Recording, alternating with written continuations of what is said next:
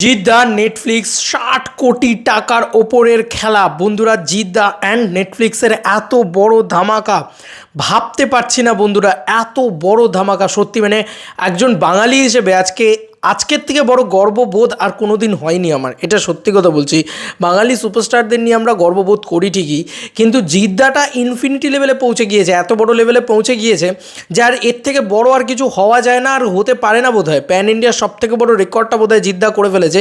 নেটফ্লিক্সের একটা সিরিজের বাজেট আর মানে 60 কোটি টাকা থেকে 80 কোটি টাকা অবধি যেতে পারে। ইয়েস বন্ধুরা, এমন একটা আপডেট, ভয়ঙ্কর আপডেট উঠে এসছে বন্ধুরা। এখন আমরা কথা বলবো হচ্ছে Khakee the Bengal chapter. Yes, Khakee the Bengal chapter মানে খাঁকি 2 পাতি বাংলা কথা, যেটা জিদ্দা করছেন। সেই সিরিজটার জন্য জিদ্দা প্রায় 2,80,00,000 টাকা নিয়েছেন, এমনটাই কিন্তু শোনা যাচ্ছে। 2,80,00,000 টাকা। It's a huge budget, it's a huge think এবং ইটস আ হিউজ রেমুনারেশন। এটা মানে বিভৎস। কিন্তু জানো কি, এটা বলিউডের ইতিহাস অনুযায়ী দেখতে গেলে কিন্তু খুব একটা মারাত্মক কিছু না, কিন্তু আমাদের বেঙ্গল থেকে যদি তুমি বলো মারাত্মক জিনিস, কিন্তু এটা একটা মারাত্মক রকম রেকর্ড যে বেঙ্গল থেকে কেউ গিয়ে তাকে এত টাকা বাজেট দেওয়া হলো। এবার তোমার ব্যাপারটা খুব ফিকে মনে হবে তখন যখন এই সিরিজটার বাজেট তোমরা জানতে পারবে। বন্ধুরা, খাঁকি দ্য বেঙ্গল চ্যাপ্টারের বাজেট 60 কোটি টাকারও বেশি হতে পারে। বন্ধুরা, খবরটা মধুসূদন জিতিয়ান্স ও খুব সুন্দরভাবে লিখেছে, তা আমি খবরটা পড়ি। হ্যাঁ, খাঁকি দ্য বিহার চ্যাপ্টারের বাজেট ছিল প্রায় 60 কোটি টাকা, কিন্তু খাঁকি দ্য বেঙ্গল চ্যাপ্টারের বাজেট আরও বেশি। এটা কিন্তু আমাদের একদম স্বাভাবিক বিষয়। এখানকার যে কোনো সিরিজের যদি ফার্স্ট পার্টটা খুব হিট হয়, তার পরের পার্টটা কিন্তু আরও বেটারভাবেই বানানো হয়, আরও ভালোভাবেই বানানো হয়, এটা তো আমরা সবাই জানি। কিন্তু এবার তাহলে বাজেটটা বেশি মানে আমি মিনিমাল ধরলাম যে 5 কোটি টাকা। ভাই, বলিউডে কিন্তু 5 লাখ টাকা বাড়ে না কিছু জিনিসে। হ্যাঁ, ওদের ওখানে বাড়লে না কোটিতে বাড়ে, তো 5 কোটি টাকা ধরলাম বেড়েছে। 65 কোটি টাকা যেতে পারে ভাই বেঙ্গল চ্যাপ্টারের বাজেট। মানে খাঁকি দ্য বেঙ্গল চ্যাপ্টার একটা সিরিজের বাজেট 65 কোটি টাকা। ওই টাকায় আমাদের 65টা বাংলা সিনেমা হয়ে যাবে ভাই, তুমি বুঝতে পারছো?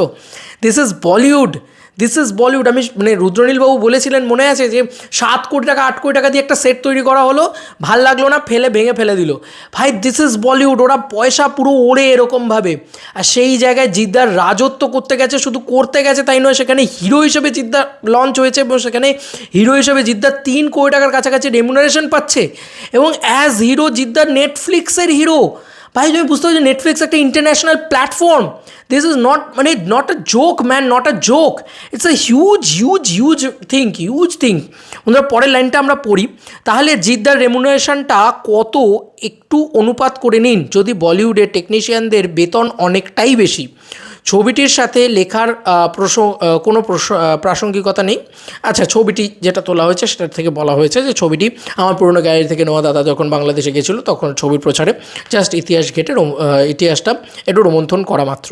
বন্ধুরা, একটা জিনিস ভাবো যে 60 কোটি টাকার অধীন বাজেটের একটা সিরিজ, জাস্ট একটা সিরিজ, সেই সিরিজটায় জিদ্দার রেমুনারেশন তো 3 কোটি টাকা কম মনে হচ্ছে।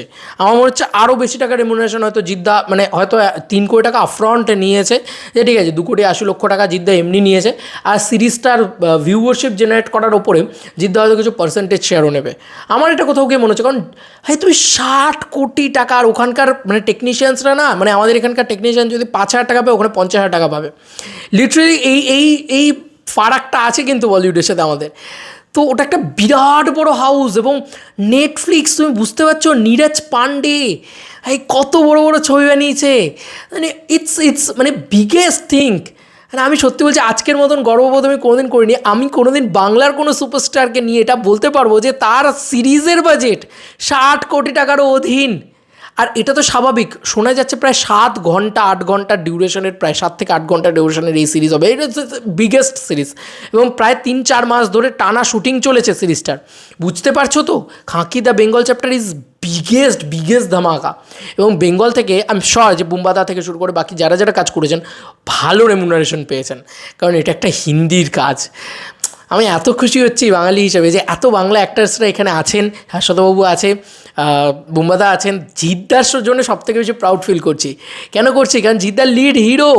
ভাই, জিদ্দা এত টাকা নিয়েছেন এবং জিদ্দার একটা সিরিজ, জিদ্দার নামের সিরিজ, কারণ জিদ্দাই ফ্রন্ট রোতে রয়েছেন, ঠিক আছে? জিদ্দাই পুলিশ, জিদ্দাই মানে মেন একদম লিড হিরো। সেই মানুষটি 60 কোটি টাকার অধীনে একটা সিরিজে কাজ করছে। বুঝতে পারছো, বাংলা জিদ্দাকে সম্মানই করতে পারেনি, ঠিক আছে, আবার বলছি, বাংলা জিদ্দাকে সম্মানই করতে পারেনি, বলিউডে গেছে জিদ্দা, বলিউড কি ভাই, মানে নেটফ্লিক্স কাঁপিয়ে রেখে দিচ্ছে জিদ্দা, নেটফ্লিক্স জিদ্দাকে যোগ্য সম্মানটা দিল, কিছু বলবো না আর ভাই, জিদ্দাকে যোগ্য সম্মানটা দিয়েছে এবং জিদ্দাকে প্রপার রেমুনারেশন দিয়েছে।